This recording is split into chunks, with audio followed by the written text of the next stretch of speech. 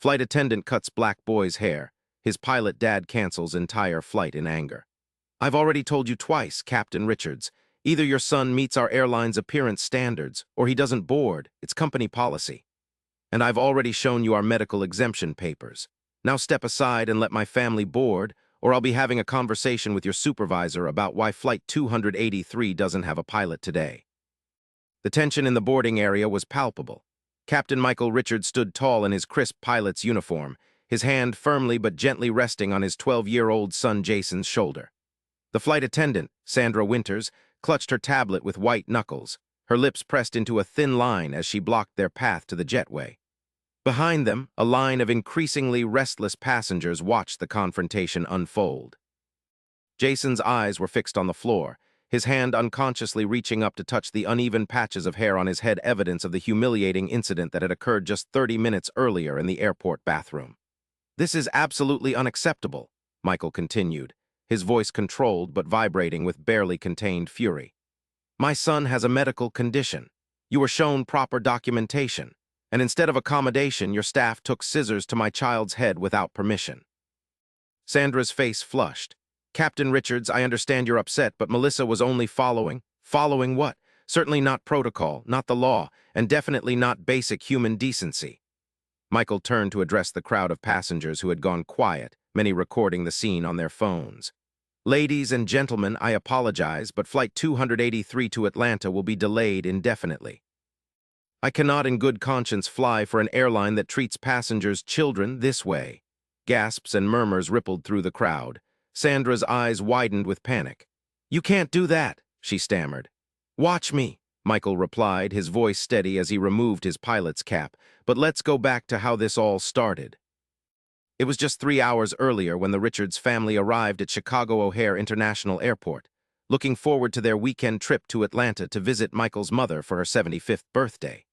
3 hours earlier, the Richards family minivan pulled into the airport parking garage.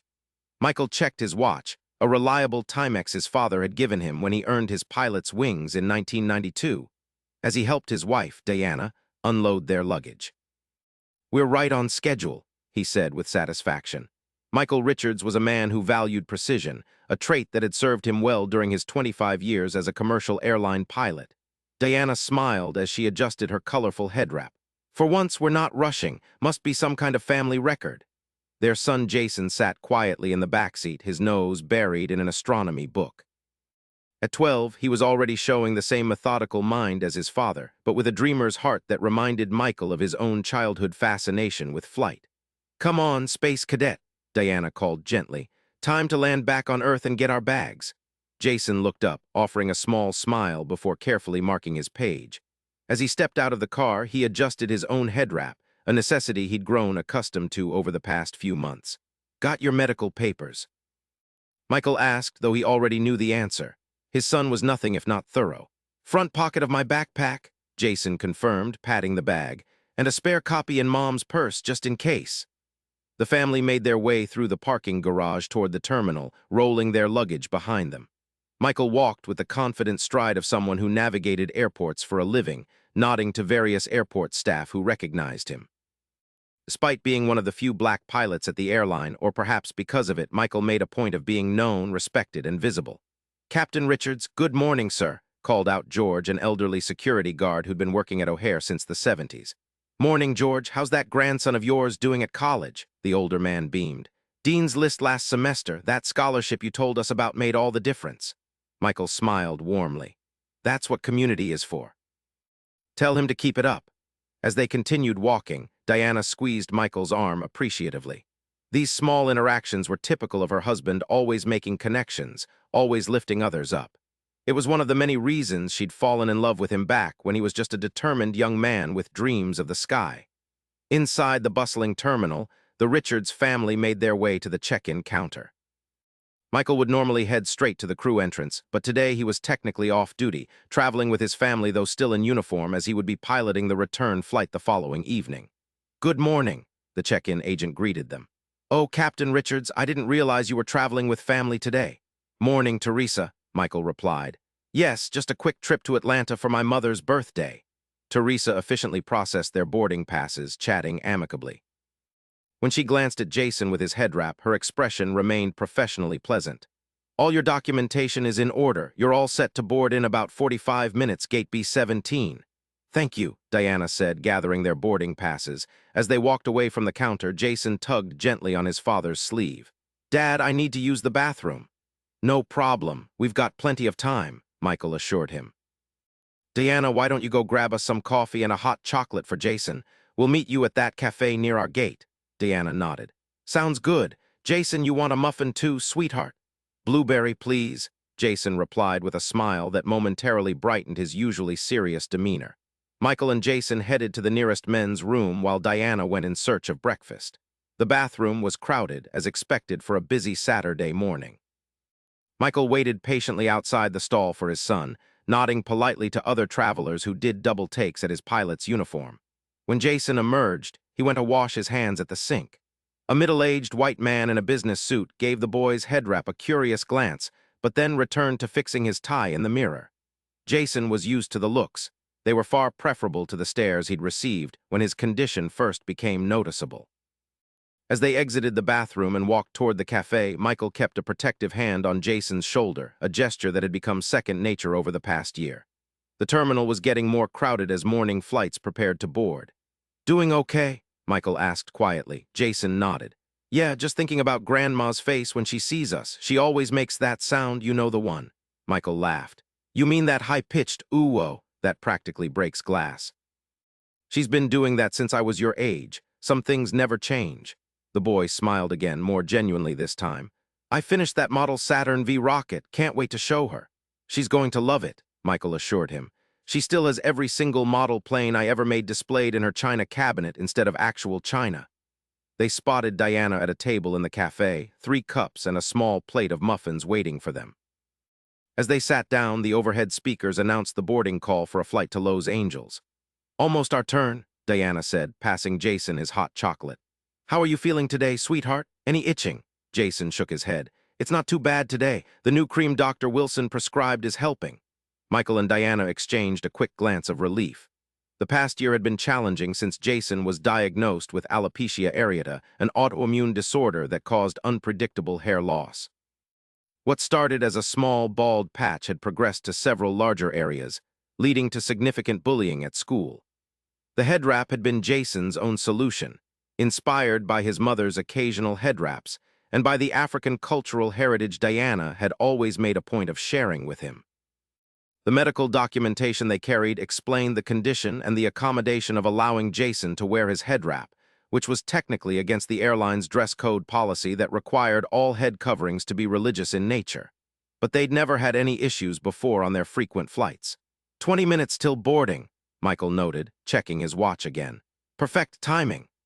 The family finished their breakfast and headed toward Gate B17. As they approached, Michael recognized most of the gate staff as colleagues he'd worked with previously. He waved to the gate agent, Emma Chen, who smiled broadly in return. Captain Richards, are you flying with us to Atlanta today? Emma asked. Just traveling with family today, Emma. I'll be piloting the return tomorrow evening. Emma nodded. Wonderful. We'll be boarding in about 15 minutes. Have a great trip. The Richards family found seats near the gate. Jason pulled out his astronomy book again while Diana scrolled through photos on her phone, selecting the best ones to show her mother-in-law.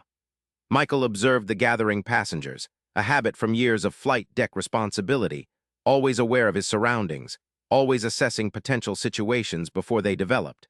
That's when he first noticed Sandra Winters. The flight attendant was speaking with another crew member, occasionally glancing in their direction. Sandra had been with the airline for nearly 30 years and was known for her rigid adherence to company policies. Michael had flown with her several times and found her professionally competent but inflexible. Her perfectly coiffed blonde hair, now showing streaks of gray, was as immaculately maintained as her uniform. Michael's instincts, honed by years in the cockpit, sensed trouble before it materialized. He watched as Sandra spoke to another flight attendant, Melissa Garcia, much younger and relatively new to the airline. I think we might have a situation brewing, Michael murmured to Diana. Diana followed his gaze. Sandra, what's she doing on this flight? I thought she usually worked international routes. Probably filling in, Michael replied. She's looking at Jason. Diana straightened in her seat. We have our documentation. There shouldn't be any issues. There shouldn't be, Michael agreed, but let's be prepared just in case. As if on cue, Sandra approached them, her professional smile not quite reaching her eyes. Good morning, Captain Richards. Traveling with family today? Michael stood, extending his hand. Morning, Sandra. Yes, heading to Atlanta for my mother's birthday. Sandra shook his hand briefly before her gaze settled on Jason. I noticed your son is wearing a head covering. Is this for religious purposes? The question was asked loudly enough that nearby passengers turned to look. Jason shrank slightly in his seat, his eyes darting back to his book. Medical accommodation, Michael stated firmly but quietly. We have documentation. Diana was already reaching into her purse for the papers, which she handed to Sandra with a polite but strained smile. Sandra examined the documents with pursed lips. This states he has a skin condition that causes hair loss. Our policy typically only allows head coverings for religious reasons. Alopecia areata is covered under ADA protections, Michael explained patiently. We've flown dozens of times with this same documentation without issue. Sandra handed the papers back. I'll need to confirm this with my supervisor before boarding. Excuse me. As Sandra walked away, Diana reached for Michael's hand. It'll be fine, she assured him, though her voice held a note of uncertainty. Jason looked up. Dad, maybe I should just take it off. I don't want to cause problems. Michael's heart clenched at his son's words. No, Jason, you have every right to be comfortable. Your headwrap is a proper accommodation for a medical condition. We're not causing problems. Sometimes people just need a little education. They watched as Sandra spoke with the gate supervisor, gesturing occasionally in their direction. The supervisor nodded, then picked up a phone. What are they doing now? Diana asked. Probably calling the main office for clarification, Michael replied. Standard procedure when there's a policy question. After several minutes, Sandra returned with the gate supervisor, a middle-aged man named Thomas Baker, whom Michael had worked with many times before. Captain Richards, Thomas began apologetically, I've confirmed that medical accommodations for head coverings are permitted. I apologize for any confusion. You and your family are clear to board when we begin the process in a few minutes. Thank you, Thomas, Michael said with a nod. Sandra's expression remained rigid, but she nodded stiffly and returned to the gate desk. Diana released a breath. See, all resolved. But Michael wasn't entirely convinced. Something in Sandra's demeanor suggested the matter wasn't settled in her mind. Still, he smiled reassuringly at his wife and son, not wanting to worry them unnecessarily. When boarding began, the Richards family waited for their group to be called. As premium members due to Michael's employment, they were among the first to board after first class. They made their way down the jetway, Jason between his parents. Upon entering the aircraft, they were greeted by Melissa, the young flight attendant Michael had noticed speaking with Sandra earlier. Good morning and welcome aboard, Melissa said brightly, though her smile faltered slightly when she saw Jason's headwrap. Thank you, Michael replied, guiding his family down the aisle to their seats in the premium economy section. They settled into their row, Jason by the window, Diana in the middle, and Michael in the aisle seat. Jason immediately pressed his face to the window, watching the ground crew load luggage into the aircraft's hold. Everything's fine, Diana said softly to Michael. Let's just enjoy our flight. Michael nodded, but he remained alert, his pilot's instincts still signaling caution. He watched the boarding process continue, noting that Sandra was working in the first-class cabin while Melissa and another flight attendant, Robert, handled the main cabin. About 20 minutes into the boarding process, Melissa approached their row. Excuse me, she said, her voice apologetic but firm. I need to speak with you about your son's head covering. Michael frowned. We've already resolved this with the gate supervisor. We have medical documentation. Melissa nodded. Yes, sir, I understand, but our policy requires that all head coverings be properly inspected before takeoff. It's a security protocol. Diana exchanged a confused glance with Michael. That's not standard procedure. We've never been asked for an inspection before. It's a newer policy, Melissa claimed, though her eyes didn't quite meet theirs. If you could just come with me to the galley area, we can do a quick check and then you can return to your seats. Michael's suspicion grew, but causing a scene would only embarrass Jason further. I'll come with him, he offered. Actually, just the passenger with the head covering needs to come, Melissa insisted. It will only take a moment. Jason looked at his father, uncertainty in his eyes. It's okay, Michael assured him. Go with the flight attendant, show her that there's nothing to worry about, and come right back. I'll be right here. Jason nodded bravely and stood up. Melissa led him toward the rear galley of the aircraft. Michael watched them go, an uneasy feeling settling in his stomach. Something's not right, he murmured to Diana. Should you follow them? She asked. Michael hesitated. Let's give it a minute. I don't want to overreact and make Jason more uncomfortable. But as 1 minute turned to 5 and 5 to 10, Michael's unease grew into genuine concern. He unbuckled his seatbelt. I'm going to check on them, he told Diana, who nodded with visible worry in her eyes. Michael made his way down the aisle toward the rear galley. As he approached, he heard muffled voices, including what sounded like his son's protests. Quickening his pace, he rounded the corner into the galley area and froze at the sight before him. Jason stood with his back to the galley counter, his headwrap removed and in Melissa's hands. More shockingly, Sandra was there as well, holding a pair of scissors that she had clearly just used for scattered around Jason's feet were clumps of his hair. The boy's patchy scalp was now even more uneven, with crude cut marks where Sandra had apparently attempted to even out the patchy areas. Jason's eyes were wide with humiliation and brimming with tears. His hands trembled at his sides. "What the hell is going on here?" Michael demanded, his voice deadly quiet. Both flight attendants startled. Sandra recovered first. "Captain Richards, your son's head covering was concealing an untreated scalp condition. For health and safety reasons, we needed to address the uneven hair which could be harboring—" "Stop talking!" Michael's words cut through the air like a blade. He turned to Jason, instantly softening his voice. "Son, are you hurt?"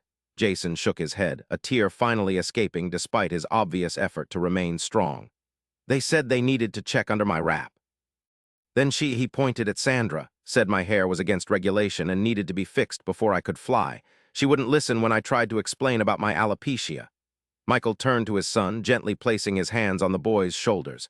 "Go back to your seat with your mother, now." Jason didn't need to be told twice. He hurried past his father, leaving Michael alone with the two flight attendants. "Captain Richards," Melissa began, her voice shaking.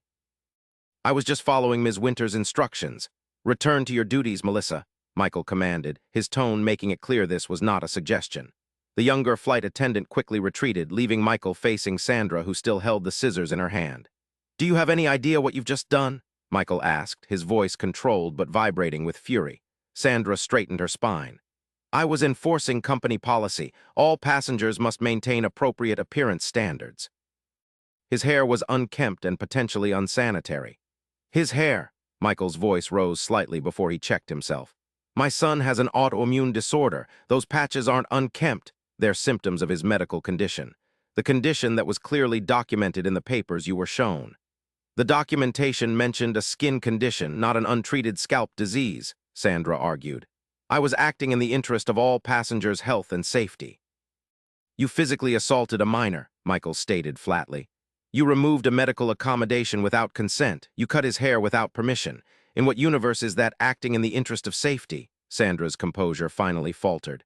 I was following protocol for—" "There is no protocol for what you just did," Michael interrupted. "I want your full name and employee ID number, right now." Sandra's face paled slightly. "Captain Richards, perhaps we can discuss this after the flight. We're already behind schedule for departure." "Sandra Elaine Winters, employee ID number, now."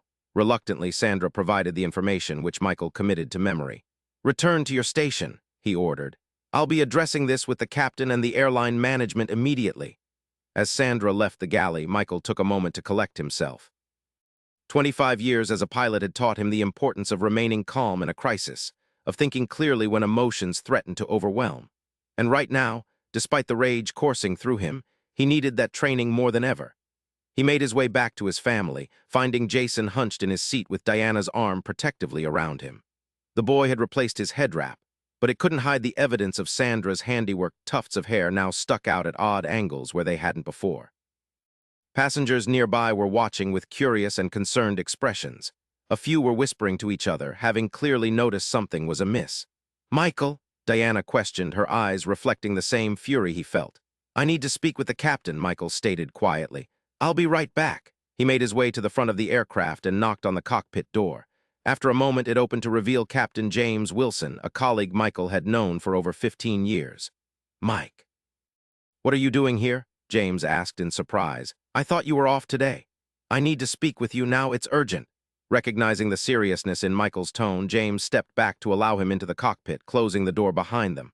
"What's going on?" James asked. In concise, measured words, Michael explained what had happened to Jason. James's expression grew increasingly grave as the story unfolded. "Jesus Christ," he muttered when Michael finished. "That's completely unacceptable. Completely out of line." I want her removed from this flight, Michael stated, and I want the incident documented officially. James nodded without hesitation. Absolutely, I'll call for a replacement flight attendant right away. This will delay us, but there's something else, Michael interrupted. I'm scheduled to pilot the return flight tomorrow evening. I'm informing you now that I will not be operating any aircraft for this airline until this situation is properly addressed at the highest levels. James stared at him. Mike, I understand you're upset. You have every right to be, but that's your career you're putting on the line. My career means nothing compared to my son's dignity, Michael replied firmly. I can't represent an airline that would allow this to happen. After a moment, James nodded soberly. I understand. Let me make some calls. We'll get Sandra off this flight and get a report filed immediately. Thank you, Michael said, turning to leave. Mike, James called after him. For what it's worth, I'm sorry this happened. It's not what this airline stands for. Michael paused at the door. Then prove it. He returned to his family, where Diana looked up expectantly. James is removing her from the flight and filing a report, he informed her quietly. And I've told him I won't be piloting for them again until this is properly addressed.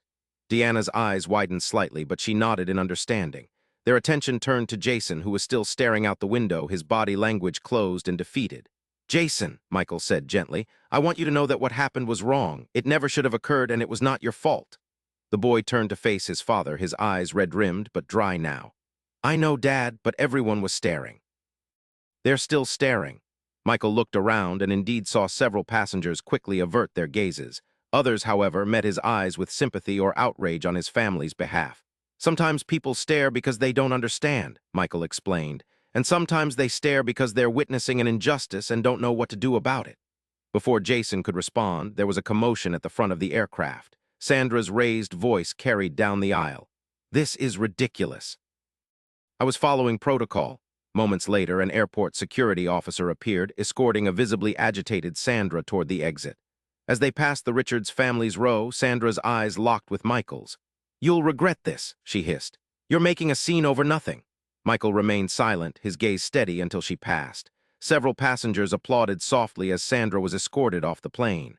The applause died down as Captain James appeared in the cabin, addressing the passengers.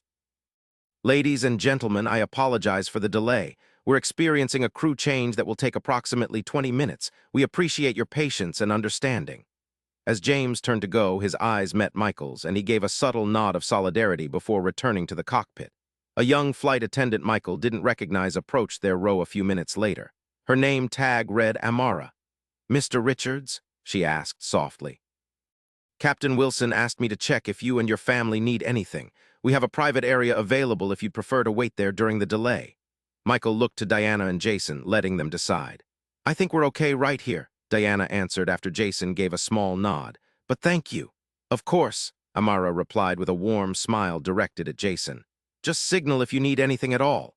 As she walked away, an elderly black woman across the aisle leaned toward them. She wore a stylish dress that had probably been in fashion in the early 70s, and her silver hair was arranged in a neat crown of braids. Young man, she addressed Jason directly, I want you to know that your headwrap looks very dignified. My grandson wears one too. He has the same condition. Jason's eyes widened slightly. Really? The woman nodded, her kind eyes crinkling at the corners. Alopecia runs in families sometimes. He started showing signs when he was about your age. Now he's 35 and rocks his headwraps like a king. She smiled warmly. Don't let anyone make you feel less than the royalty you come from. Thank you, ma'am, Jason replied, a ghost of a smile tugging at his lips. Michael and Diana exchanged grateful glances over their son's head. In that small moment of connection with a stranger, some of the tension in Jason's shoulders had visibly released. The next 20 minutes passed without incident as they waited for the crew change. Passengers were surprisingly patient, many having witnessed or heard about what had occurred. A few approached quietly to offer words of support or to share similar stories of discrimination they'd experienced while traveling. Finally, a new head flight attendant came on the intercom to announce they were ready for departure. The boarding door was closed, and the aircraft began to push back from the gate. As the safety demonstration began, Michael noticed Jason watching the new crew closely, his expression still guarded. It would take time for the boy to feel safe again, to trust that adults in positions of authority would treat him with respect. It's okay to still feel upset, Michael told his son quietly. What happened wasn't right, and your feelings about it are completely valid. Jason nodded slowly. I know. I just keep thinking about what you always tell me, that we have to be twice as good to get half as far. Michael's heart constricted at hearing his own words, painful but true advice for navigating the world as a black man, reflected back from his young son. He'd hoped Jason could remain innocent of such realities a little longer. That's sometimes true, Michael acknowledged. But it's also true that we deserve dignity just as we are. No better, no worse, just as we are. And today we're standing up for that dignity. Diana reached for both their hands. And we stand up together always. As the aircraft gained altitude, leaving Chicago behind, the Richards family sat in thoughtful silence, each processing the morning's events in their own way. Michael gazed out the window past his son, watching the clouds envelop them, thinking about what would come next. By the time they reached cruising altitude, Jason had fallen asleep, emotionally exhausted from the ordeal. Diana gently adjusted his headwrap, which had slipped slightly, then turned to Michael. "What are you going to do?" she asked quietly. Michael met her eyes. "Whatever it takes to make sure this never happens to another child, starting with making it very clear to the airline that this isn't going away quietly." Diana nodded, knowing her husband well enough to recognize his resolved expression. When Michael Richards set his mind to something, particularly when it came to protecting his family or standing up for what was right, nothing could deter him. "I'm with you," she assured him, "all the way." Michael squeezed her hand gratefully. "Get some rest if you can, it's going to be a long weekend." Diana leaned her head against his shoulder, and soon she too had drifted off. Michael remained awake, his mind racing with plans, contingencies, and the conversation he would have with his mother when they landed. Eliza Richards had been a civil rights activist in her youth, marching with Dr. King in the 60s. She would understand better than most what needed to happen next. The flight to Atlanta passed without further incident. When they landed, Michael gently woke Diana and Jason. "We're here," he said softly. "Grandma's probably already waiting at baggage claim, wondering what's keeping us." Jason rubbed his eyes and adjusted his headwrap. "Are we going to tell her what happened?" "Yes," Michael replied honestly. "Grandma has fought these battles before. She'll want to know and she'll want to help." As the passengers began deplaning, several stopped briefly to offer words of support to the Richards family. The elderly woman who had spoken to Jason earlier pressed a business card into Michael's hand. "My son is a civil rights attorney here in Atlanta," she explained. "Call him, this shouldn't go unanswered." Michael thanked her sincerely, tucking the card into his pocket. As they made their way through the terminal toward baggage claim, he noticed Jason walking a little taller, drawing strength from the support they'd received. Sure enough, Eliza Richards was waiting for them, her keen eyes immediately assessing that something was amiss despite their attempts at casual greetings. "What happened?" she demanded as soon as they were in her car, heading toward her home in the historic Sweet Auburn district. "And don't tell me nothing, Michael James Richards, because I can see it on all your faces." Michael exchanged a glance with Diana in the rearview mirror, then began recounting the morning's events. Eliza's hands tightened on the steering wheel as he spoke, her expression growing increasingly stormy. When he finished, she was silent for a long moment. "Grandma," Jason ventured hesitantly from the backseat. Eliza took a deep breath, then met her grandson's eyes in the rearview mirror. "Jason, what happened to you today is part of a long story, a story that started before your father was born, before I was born. It's a story about people thinking they have the right to control black bodies, to decide what's appropriate or professional about our appearance." She paused as she turned onto her street, lined with well-maintained historic homes. "But it's also a story about resistance. About standing up and saying no more. Your father did that today, and I'm proud of him, and I'm proud of you for your dignity through it all." Jason nodded, taking in his grandmother's words. "What do we do now?" Eliza parked the car in her driveway and turned to face them fully. "Now we hold them accountable, not just for you, but for every child who might come after you." Over the next day and a half, between celebrating Eliza's 75th birthday and enjoying family time, Michael made numerous phone calls. He spoke with the airline's vice president of operations, whom he'd known for years. He consulted with the civil rights attorney whose mother they'd met on the plane. He drafted a formal complaint with Diana's help, documenting every detail of the incident. Throughout it all, Jason watched and listened, absorbing the lesson his father was teaching without words, that injustice demanded action, that dignity was worth fighting for. Sunday evening came too quickly, and it was time to decide whether Michael would pilot the return flight to Chicago as scheduled. He sat in his mother's living room, phone in hand, Diana and Jason beside him. "If I take this flight," he explained to them, "it might seem like I'm backing down." But if I don't, I'm violating my professional commitment. What would happen if you refused? Jason asked. I'd likely face disciplinary action, possibly even termination if they wanted to make an example of me, Michael answered honestly. Diana took his hand. Whatever you decide, we support you, but remember, you can sometimes make a stronger statement from within the system than from outside it. Eliza, who had been listening quietly, nodded in agreement. Your position as a pilot gives your voice weight. Consider how to use that platform most effectively. Michael thought about their words, about the many black professionals who had faced similar dilemmas throughout history. Fight from within or protest from without, both approaches had merit, both had costs. I need to see this through, he finally decided, but on my terms. He dialed the number for James Wilson, who would be the co-pilot on the evening flight back to Chicago. James, it's Michael. I'll be taking the flight tonight, but I need assurances that certain conditions will be met. Several hours later, the Richards family arrived at Atlanta International Airport. Michael was in full uniform, his captain's stripes gleaming on his shoulders, his demeanor professional and composed. Jason walked beside him, his headwrap arranged neatly, his head held high despite the occasional curious glance from passers-by. At the gate, airline representatives were waiting for them, including the regional director of operations, Harrison Wells, a silver-haired man who had started as a baggage handler in the 1970s and worked his way up through the company. Captain Richards, Harrison greeted him, extending his hand. Thank you for coming in today. We've implemented the arrangements you requested. Michael shook his hand firmly.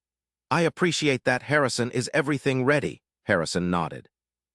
The statement has been prepared for your review. The passengers are all at the gate, and he hesitated slightly. Ms. Winters has been placed on administrative leave pending a full investigation. Good, Michael replied. That's a start. He turned to Diana and Jason. I need to do my pre-flight checks. Will you two be okay boarding with the other passengers? Diana smiled reassuringly. We'll be fine. Do what you need to do. Michael knelt to Jason's eye level. I'm proud of you, son. More than you can know. Jason hugged his father tightly. I'm proud of you too, Dad. With a final nod to Harrison, Michael headed toward the aircraft to begin his standard pre-flight procedures. Everything was routine, familiar, the checklist, the system's verification, the briefing with the flight crew. Yet everything also felt different. The weight of what had occurred and what was about to happen sat heavily on his shoulders. Co-pilot James Wilson worked alongside him with quiet efficiency, occasionally offering a supportive comment but mostly respecting Michael's focus. The new head flight attendant, Marcus, a veteran crew member known for his professionalism, coordinated with his team while giving Michael periodic updates about the boarding process. Your wife and son are settled in their seats, Marcus reported. All passengers are now on board. Michael nodded, completing his final checks. Thank you, Marcus. Is the gate agent standing by with the microphone? Yes, sir. Everything is ready whenever you are. Michael took a deep breath, straightening his uniform jacket. Let's do this. He stepped out of the cockpit and made his way down the jetway to the gate area, where Harrison Wells waited with a microphone.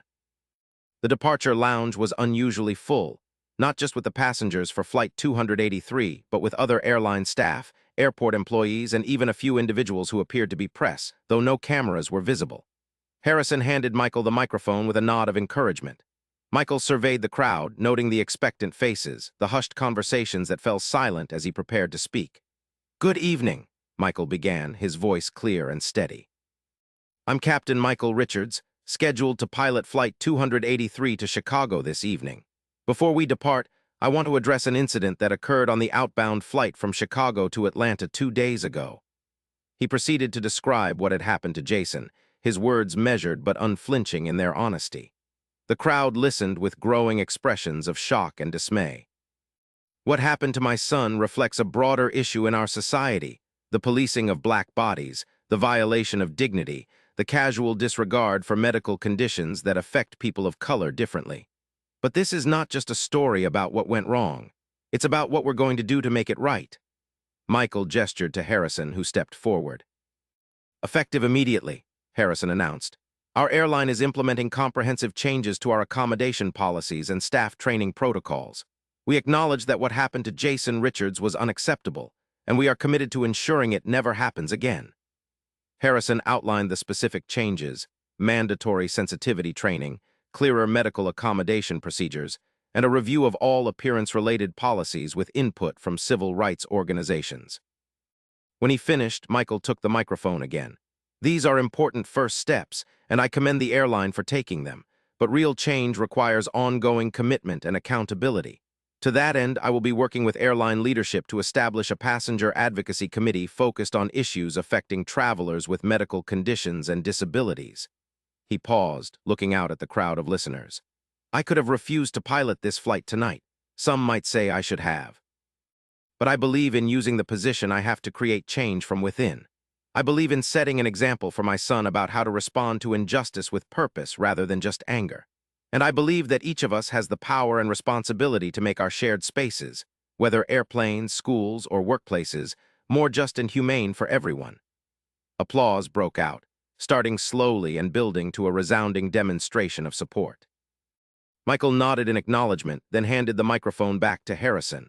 "Now, if you'll excuse me," he said with a small smile, "I have a plane to fly." As Michael walked back down the jetway, several passengers approached him with handshakes and words of support. By the time he reached the aircraft and made his way to the cockpit, news of his speech was already spreading through the cabin, passed from passenger to passenger. James was waiting for him in the cockpit, a look of admiration on his face. "That was something, Mike, truly." Michael settled into the captain's seat, beginning the final preparations for takeoff. Just doing what needed to be done. Before closing the cockpit door for departure, Michael asked Marcus to bring Jason up for a quick visit, a special treat that pilots occasionally arranged for children. When Jason entered the cockpit, his eyes wide with excitement despite the events of the past few days, Michael felt a surge of emotion. This was what it was all about, creating a world where his son could move through life with dignity, where his differences would be respected rather than penalized, where he would be seen for his humanity rather than judged by arbitrary standards. "What do you think, co-pilot?" Michael asked as Jason gazed in wonder at the instrument panel. "Ready to fly?" Jason's grin was answer enough. After a few minutes of explanation about various controls and instruments, Michael gave his son a quick hug before Marcus escorted him back to his seat for takeoff. As Flight 283 soared into the evening sky, Michael reflected on the journey that had begun with a painful incident, but was transforming into something powerful, a catalyst for change. A moment of standing up not just for his son, but for countless others who had faced similar treatment. The fight wasn't over. There would be meetings, policy reviews, potentially even legal proceedings in the weeks and months to come. But something significant had already shifted, both within the airline and within Jason himself, who had witnessed his father transform an injustice into an opportunity for education and reform. When they reached cruising altitude, Michael switched on the passenger address system. "Ladies and gentlemen, this is Captain Richards speaking. We've reached our cruising altitude of 35,000 feet and should have a smooth flight to Chicago this evening. Expected arrival time is 9:45 p.m. local time." He paused, then added, "I want to thank each of you for your support and understanding over the past few days. It's a reminder that while systems may sometimes fail us, humanity rarely does when given the chance to rise to the occasion. Enjoy your flight." As he signed off, Michael caught James watching him with a thoughtful expression. "You know," James said quietly, "in 20 years of flying, I've seen a lot of incidents get swept under the rug. What you did holding the airline accountable, making your stand but still honoring your commitment, that's going to have an impact far beyond this flight." Michael nodded, his eyes on the horizon where the last rays of sunset painted the clouds in hues of gold and rose. "That's the hope, for Jason and for all the Jasons out there who deserve better." The flight continued uneventfully, the aircraft carrying not just passengers but also the weight of an important message. That dignity was non-negotiable, that standing up for what's right was always worth the risk, and that change, though often painful in its catalyst, was always possible when enough people committed to making it happen. As they began their descent into Chicago, Michael thought about the journey that had brought them to this moment. Not just the physical journey from Atlanta to Chicago, but the emotional journey from humiliation to advocacy, from victimhood to empowerment. When the aircraft touched down smoothly on the runway at O'Hare, a sense of completion settled over Michael. One chapter was ending, but another was just beginning. The real work of policy change, of cultural shift, of ensuring that what happened to Jason never happened to another child, that work was still ahead. After completing the shutdown procedures and thanking his crew, Michael made his way into the terminal where Diana and Jason were waiting. His son's face lit up when he spotted his father, and Michael was struck by the resilience of children, how they could endure difficulties and still find joy, how they could experience injustice and still believe in good. "Ready to go home?" Michael asked, wrapping an arm around Jason's shoulders. Yeah, Jason replied, leaning into his father's embrace. It's been a long weekend. As they walked through the terminal, several airline employees nodded respectfully to Michael, word having already spread about his stand against discrimination. An older black janitor gave him a subtle thumbs up as they passed, a gesture of solidarity that spoke volumes. Outside, the Chicago night was cool and clear, stars visible despite the city lights. The Richards family made their way to their car, physically tired but spiritually invigorated by the events of the past few days. So what happens now, Dad? Jason asked as they drove away from the airport. Michael considered the question thoughtfully. Now we follow through. We make sure the airline keeps its promises. We share our story so that others feel empowered to stand up too. We keep doing the work even when it's not easy or comfortable. Like Grandma did with Dr. King? Jason asked. Michael smiled, pride warming his chest at his son's understanding. Exactly like that. Change doesn't happen overnight, but it does happen, one brave stand at a time. Diana reached across to squeeze Michael's hand, her eyes reflecting the same determination that had carried them through this challenge. And we do it together, she added. Always together. As the city skyline sparkled in the distance, Michael Richards drove his family home, knowing that what had begun as a painful incident had transformed into something meaningful, a lesson in dignity, in courage, and in the power of standing firm for what's right. Not just for themselves, but for all those who would come after them. For Jason, who had endured humiliation but emerged stronger. For Michael, who had risked his career to protect his son's dignity. For Diana, who had supported them both with unwavering love. And for all the families who would travel easier because of the changes they had set in motion. The road ahead would have its challenges, but tonight, driving home under the vast Illinois sky, the Richards family moved forward together. Their bonds strengthened by adversity, their resolve hardened by injustice, and their hearts open to the possibility that from pain could come progress, from confrontation could come change, and from standing up could come solidarity that crossed all boundaries. Dad, Jason's voice came softly from the backseat. Yes, son. I'm glad you're my father. Michael met his son's eyes in the rearview mirror, seeing in them not just the boy he was, but the man he would become, a man who had learned early that dignity was worth fighting for, that injustice required action, and that one voice, raised at the right moment, could change everything. And I'm proud to be your father, Jason, every single day. In that quiet moment of connection between father and son, all the pain and struggle of the past few days found its meaning. This was why they had stood firm. This was why they would continue to stand. For each other, for their community, and for a future where dignity was everyone's birthright, never to be cut away by ignorance or prejudice. The Richards family drove home through the Chicago night, leaving behind an incident but carrying forward its lessons about courage, about justice, and about the transformative power of standing up for what's right, even when it would be easier to sit down and stay silent. Thank you for listening. If this story touched you, please subscribe and share your thoughts in the comments.